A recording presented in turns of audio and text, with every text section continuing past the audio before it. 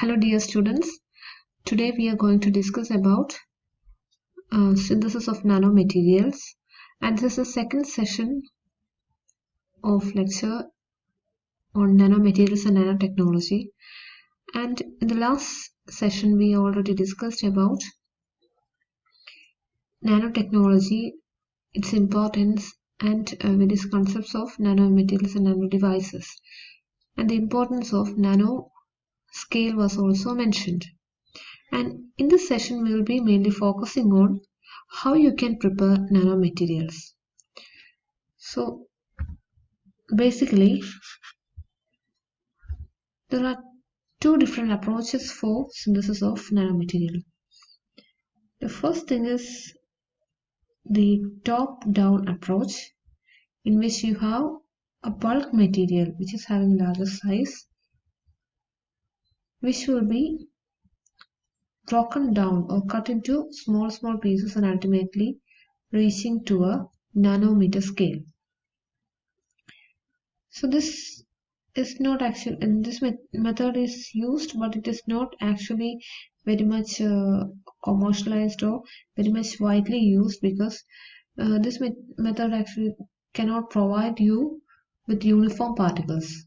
There will be irregularity in the size of particles when you are doing this kind of method. And another important defect of this particular method, that is top-down approaches, require very sophisticated instruments, and just if you are looking for very small particle sizes in nanometer range, you have to supply more and more energy. It's highly energy consuming. High energy is required. So this is about the top-down approach, where you will be starting from a bulk material, a large material, to a nanomaterial. And the second approach is you start from atomic level or molecular level.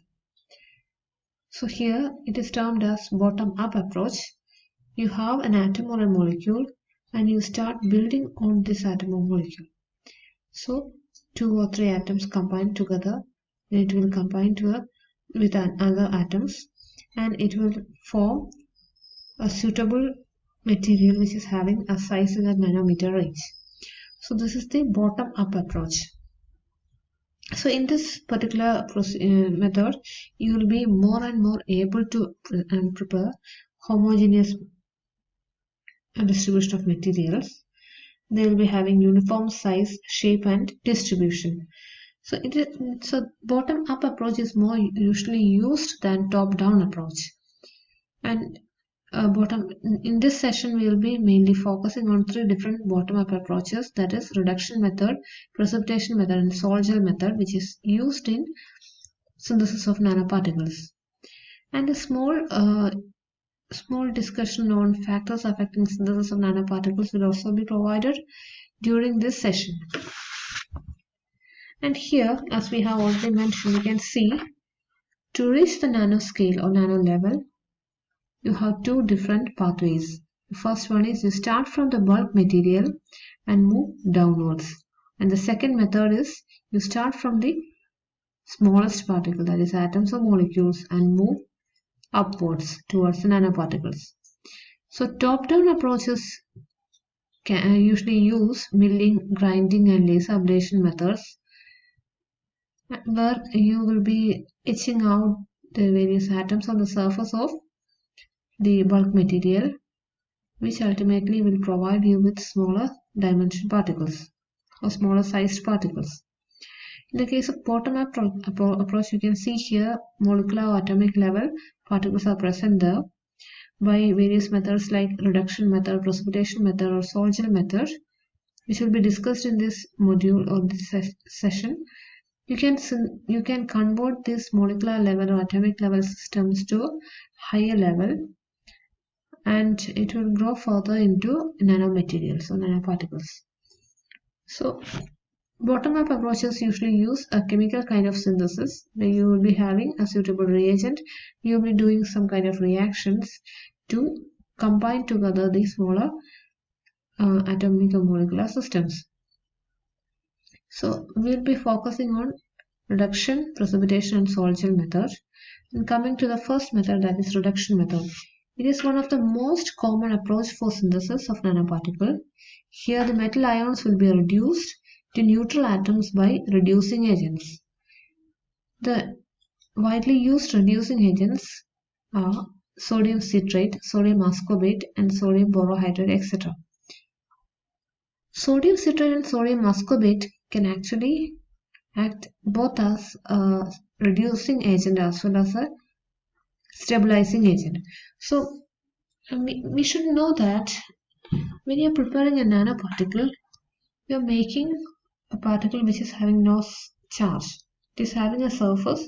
The surface is having no charge. So there is a possibility for aggregation of these particles and ultimately reaching to a microscale or a higher scale. So to prevent the aggregation, there should be something that stabilizes the nanoparticle. So in usual cases, when you reduce the nanoparticles with sodium citrate or sodium ascorbate, what happens is that the citrate or ascorbate ligands will be attaching itself onto the surface of the nanoparticle, and these ligands will be having a negative charge. So you can imagine the nanoparticle synthesized as a spherical ball containing large number of small ligands on its top. Each of this ligand will be having a negative charge. And due to the presence of this negative charge, if two nanoparticles come closer, they will keep a minimum distance due to the repulsion between the negative charges. So by this way, the nanoparticle will be stabilized in a colloidal medium. So this is the importance of various reducing agents or ligands that are used during the synthesis of colloidal nanoparticles. It is important to use the productive agents to stabilize disperse nanoparticles during the course of precipitation and protect the nanoparticle from aggregation. Now we can show what happens to a particular material upon reduction. So here you can see Mx plus. This can be a silver ion, a gold ion, or anything that is having an oxidation, that is existing in an oxidation state. This particular species can undergo reduction to form the neutral metal, that is M plus. This will undergo nucleation and further grow into a nanoparticle. So coming to an example for synthesis of nanoparticle by reduction method, the simplest one is the synthesis of silver nanoparticle. And for the synthesis of silver nanoparticle, you can use any solution containing silver ion. So usually we use AgNO3 solutions for synthesis of silver nanoparticles, and this will be mixed in a medium which is aqueous or non-aqueous. You can take a aqueous or non-aqueous medium. To it you have to add the silver salt, and most of the cases it will be AgNO3, and you'll be adding a reducing agent. And after a small time, sometimes you have to supply some heat for this reaction to proceed. So if you're looking at this particular system, you can see after some time there will be a change in color. So the silver nitrate will be colorless, the sodium ascorbate will be almost colorless, or sodium citrate will be colorless. But if you are mixing AgNO3 and silver and ascorbate or citrate, after some time you can see that there is a suitable color change. The color of the solution has changed, that is from colorless the solution has changed to a yellowish color. So here you can see the photo of a assembly of various systems that were used for synthesis of silver nanoparticles. So here the first one is silver nitrate solution, which is colorless, and after 15 minutes of reaction with the reducing agent, we got yellow colored solution, and this yellow colored solution is deepening as we move from left to right. This is due to the increasing reaction time and increasing amount of silver nanoparticle that is formed. So this colorless solution turned to yellow due to the formation of the silver nanoparticle.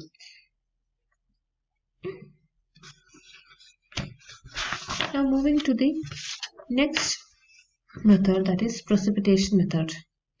This is actually, as the name suggests, a method by which you will be precipitating out the corresponding nanoparticle.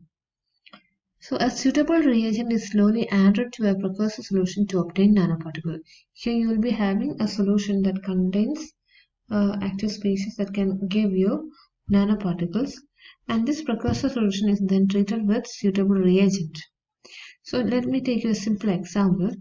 In our chemistry department, some of the students will be preferring nanosilica, which is a good catalyst, good filler in polymers, etc.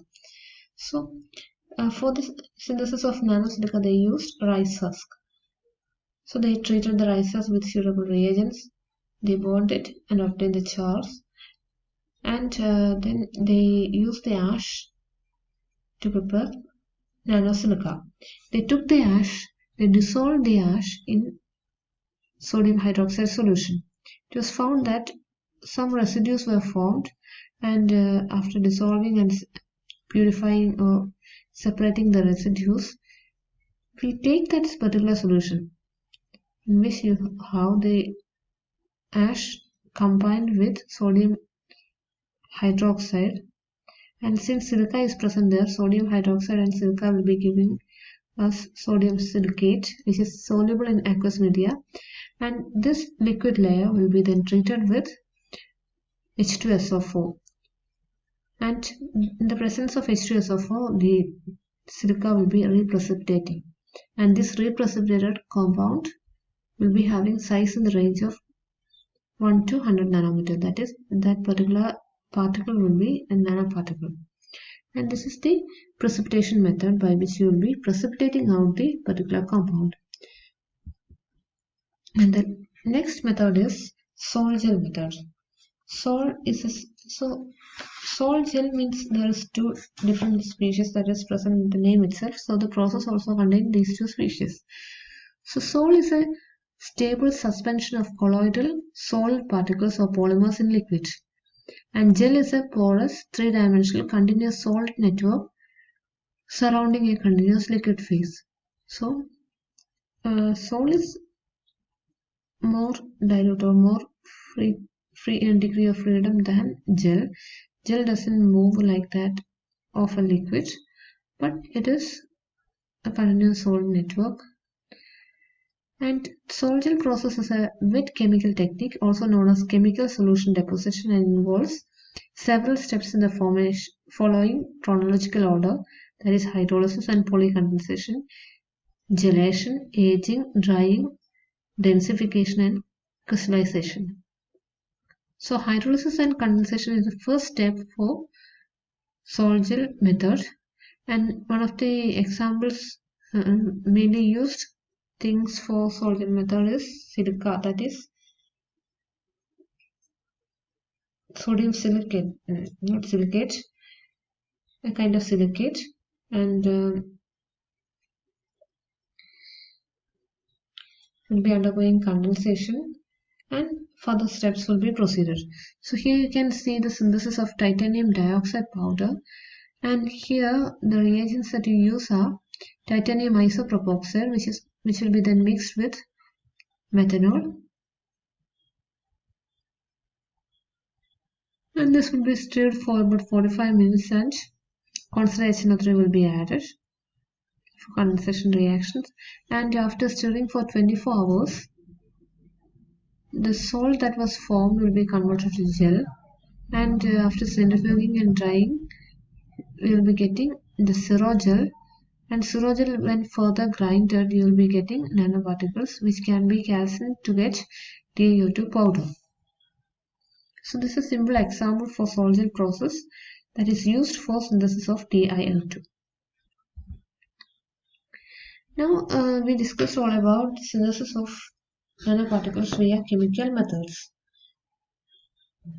However, there are some factors that affect the synthesis. First thing is the technique by which you are trying to make the nanoparticle. So depending on the technique, you will be getting different kind of nanoparticle. So If you're well focused on a particular kind of nanoparticle, first you have to focus on what kind of technique you are choosing. Is that reduction method, is that Sol-Gel method, etc. So when you are when you are trying to identify the method that you have to use or the technique that you have to use, you should compare that with the price as well as easiness of working when compared to the other procedures. The next thing is pH. pH is of course a very important factor in deciding the stability and size of the nanoparticle. We have already mentioned that the surface there will be ligands which is having negative charge or positive charge, which is the main reason for the stability of nanoparticles in solutions. So when you're changing the pH, there's a possibility that this negative or positive charge on the surface can be neutralized by the oppositely charged species, thereby resulting in a reduction, resulting in an aggregation of the nanoparticles to form microparticles or higher ones. So pH should be maintained, pH should be carefully monitored. And third thing is temperature. So there are some reactions that require higher temperatures, but in the case of synthesis of nanoparticle, there are some reactions which doesn't require any high temperatures. However, it is to be mentioned that temperature has a very important role in the synthesis of nanoparticle, because a small change in temperature itself can bring about difference in property or difference in size of the nanoparticles. When you have pressure and time, variation of pressure can vary the density or growth of the nanoparticles. And coming to the time, reaction time, as you increase the reaction time, there can be considerable change, and if you reduce the time for synthesis, enough number of nanoparticles won't be produced. So time is a very important factor when you are deciding a synthesis of nanoparticles. Now in our syllabus we have two different and interesting things to discuss, that is green synthesis of nanoparticles. Green synthesis is actually a bottom-up approach, where instead of chemical reagents you'll be using some naturally occurring or naturally extracted species, like extract of leaf, extract of orange oil, orange peel, etc. So you will be using natural materials instead of chemical reagents to produce the metal or corresponding nanoparticles. And it is to be mentioned that biological species or biological extracts will be containing various reducing agents such as alkaloid, phenolic compounds, terpenoids, etc., and various coenzymes which can impart simple reduction or simple production of nanoparticles. It is another important thing regarding this green synthesis that in many of the cases when you are preparing nanoparticles we have to apply external heat, but when in most of the green synthesis procedures the external heat supply is not required.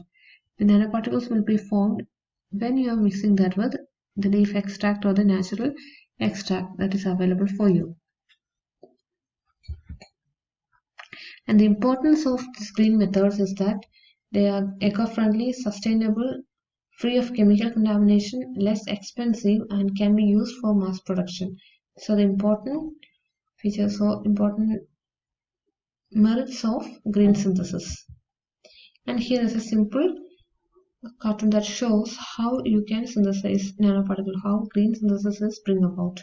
So you have mixed plant extract with salt and water, salt solution in which you have the metal ion, and you will be stirring that together. After some time you will be getting nanoparticles due to the presence of various reducing agents that are present on the extract. Now coming to the first thing, that is synthesis of silver nanoparticle. So Here you take silver nitrate solution, mix that with plant extract and make them react for a specific time.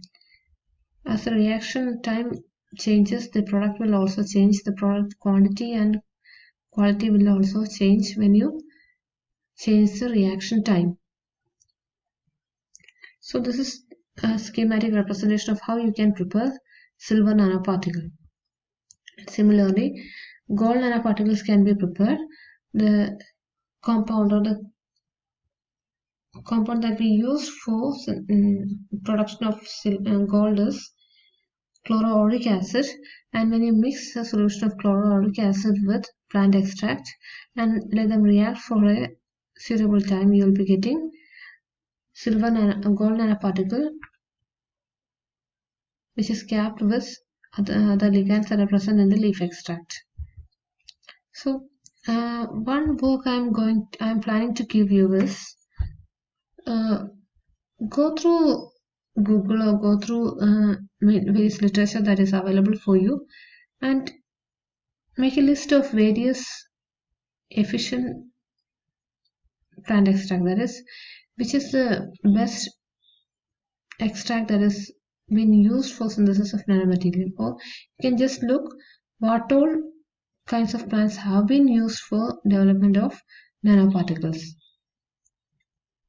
Now, after synthesis of nanoparticle, the next thing is we have to know whether the formed one is nanoparticle or not, and what are their properties. And we have to characterize the nanoparticles, and there are different characterization techniques. The first one is UV visible spectroscopy.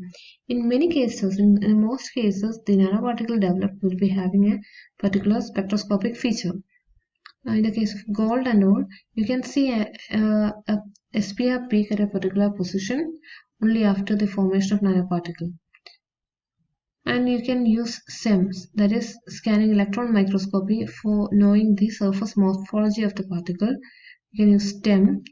TEM is actually transmission electron microscopy, and here by using TEM method you can actually know the features of this nanoparticle.